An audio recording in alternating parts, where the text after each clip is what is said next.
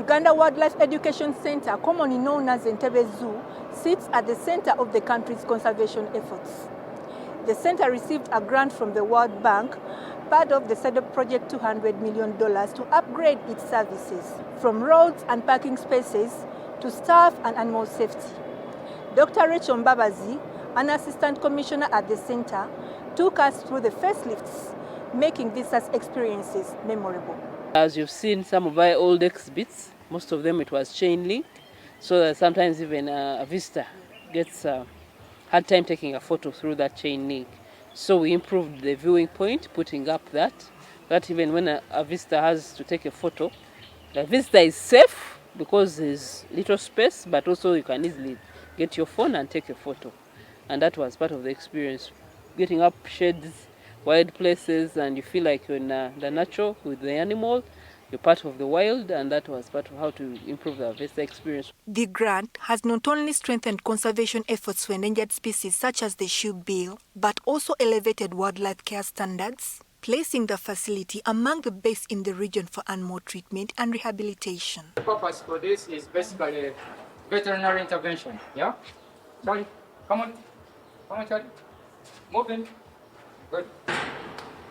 Charlie, back. Back. Yeah. Good. Hold. So those of you at the back of that ear, you can see veins, right? Hold.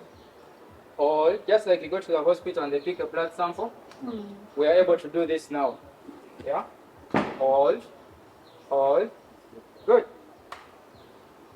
So this is basically a training session. We're not actually going to pick blood, but this is an example. We also do animal rehabilitation, which we do in 3. We have medical rehabilitation, where we provide medical and surgical interventions to challenges. For example, an animal has been brought in with a broken arm, broken bone, broken wings. We always move into attempt to repair those fractures.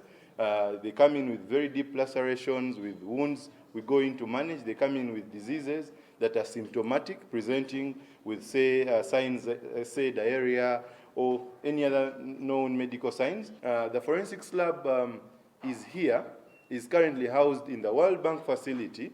For our animals, they're just like children. There is no way you can take care of what you don't have control over. So these animals, when they go out during day, they come back during night. That one helps us take controls so that we can take critical observations for those ones who are critically ill, those ones who have any incapacities, so that they can have that extra care during the night.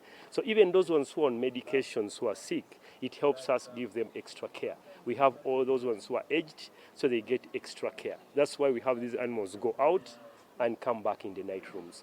Even those ones who cannot make it, they can stay behind and they don't go out for visitor view or to limit their competition with those ones who are active. So World Bank helped us a lot to ensure that we have these achievements.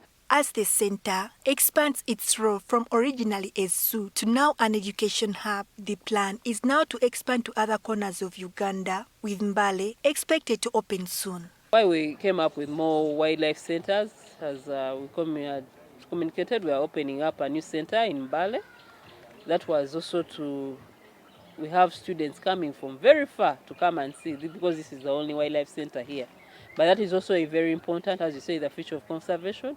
That's why we educate. These are the children are our future.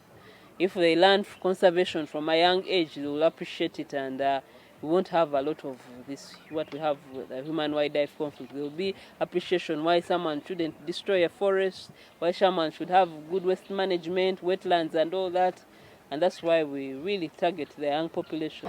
Simple facelifts like this not only improve animal health, but also make visitors' experiences worth the money and probably the reason to come back. Betty Ndagire, NTV Business.